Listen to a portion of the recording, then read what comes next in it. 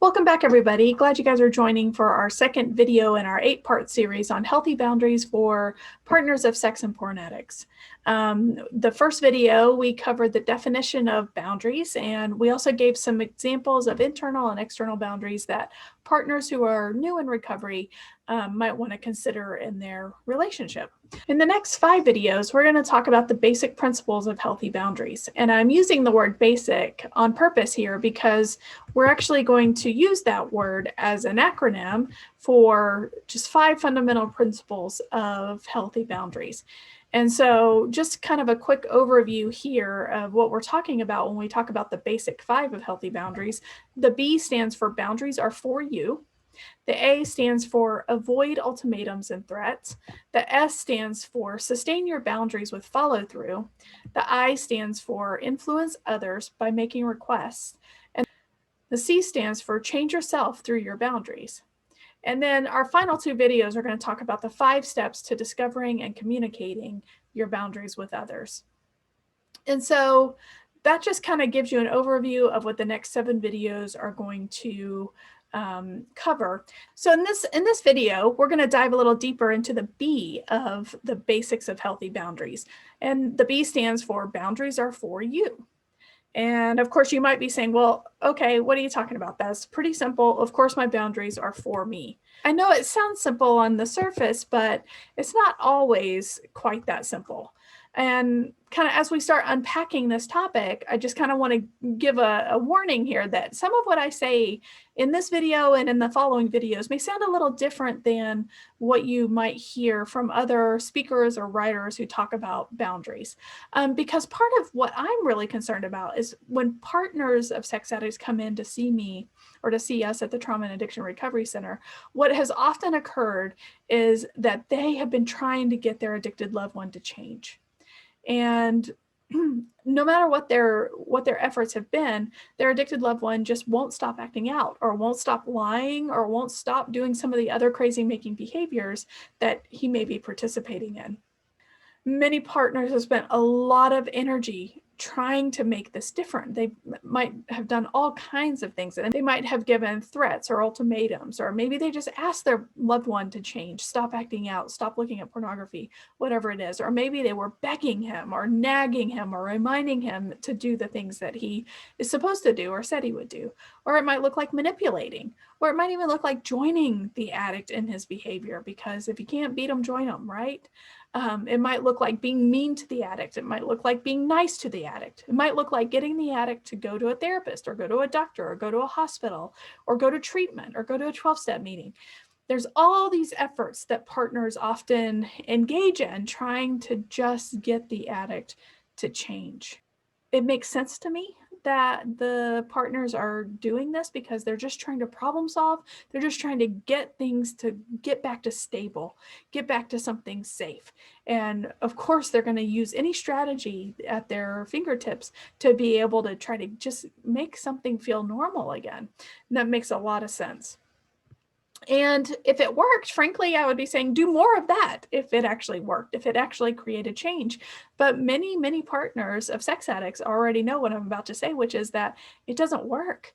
Even if their efforts to get their partner to change works in the short term, it's unlikely that it's going to last all that long, that the changes are just temporary. And even if the addicted loved one is changing, the partner often finds that she still doesn't trust him, she still doesn't feel safe, and she still doesn't feel better about herself. And so all these efforts at trying to get the other one to change, trying to control this change process, is not actually creating change. So it's time to think a little bit differently about boundaries. My goal in working with partners of sex addicts is to get them to take their focus off their addicted loved one, what she wants him to do, what she wants him to say, what she wants him to feel. My goal is to help partners stop focusing on that addicted other and instead start focusing on herself. And this partly means, what is it that she wants? What is it that she needs? How does she feel? And how does she take care of herself with her boundaries? This changes the whole idea of what are healthy boundaries.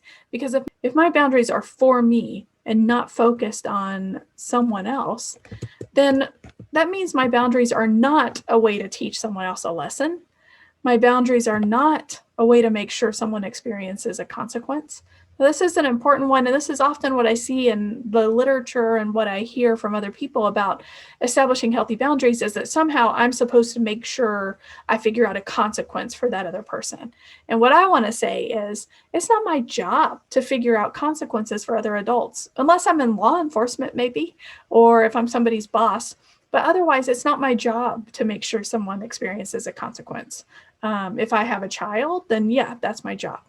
But when it comes to my partner, my loved one who is also an adult, getting him to experience consequences is not my job. And in fact, when I start thinking about how do I get him to experience a consequence, I've defeated the purpose of healthy boundaries, which was to keep the focus here with me, versus if I have to figure out how to give him a consequence, my focus is on him. How do I get him to experience a consequence? So my healthy boundaries are not a way to get someone to experience a consequence. Now, ironically, if I start having healthy boundaries and establishing them and enforcing them, other people in my life probably will experience a consequence. Just by virtue of me establishing healthy boundaries, they probably will experience a consequence. But that's not my goal. That's not why I'm having healthy boundaries. I'm having boundaries to take care of myself and my responsibilities.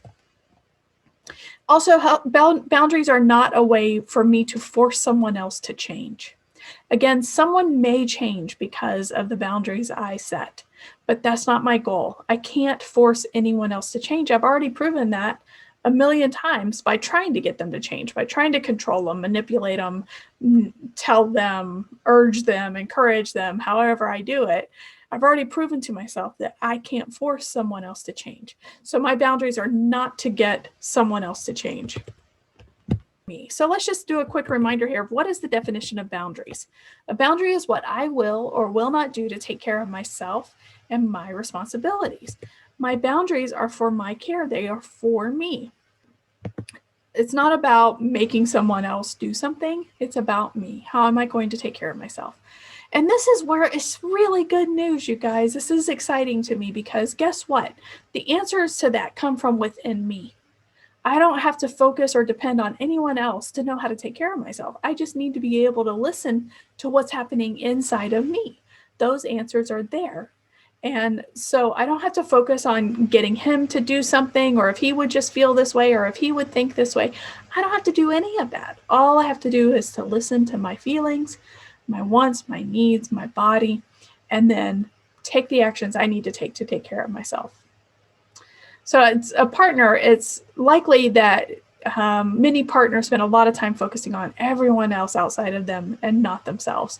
And especially if there are children who you've raised or are raising, or if there's some service group that you're a part of, and then of course your loved one, your addicted loved one, many partners have spent a great majority of their time focusing on people outside of them. What do they need? How do they need to grow? What do they need to do? And so when I say, now it's time to focus on yourself, what is it that you're feeling? What do you need and want? And how do you take care of yourself? That can feel like an impossibility.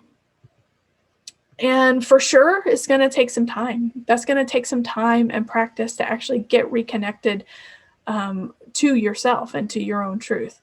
But in the end, focusing on and taking care of yourself is possible. It is the possible thing, and it may be the only possible thing. Just trying to force someone else to change is the impossible thing. Taking care of yourself is the possible thing. Trying to force change on someone else is the impossible thing.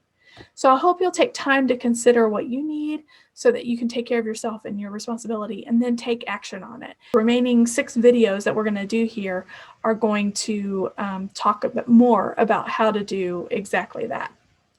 Thanks, you guys, for being here today. Please tune into our next video where we're going to talk about the A of the basic 5 of healthy boundaries: avoid making threats and ultimatums. If you need help creating your own boundaries, or for more information about the Trauma and Addiction Recovery Center, including our treatment programs for men struggling with problematic sexual behavior, or for partners who have experienced betrayal trauma, please visit our website at www.tarkrecovery.com or email us at info@tarkrecovery.com. You can click above to watch the next video in this series on healthy boundaries.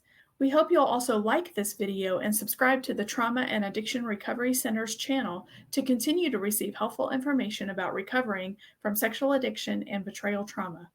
Thanks for joining us today. We look forward to seeing you next time.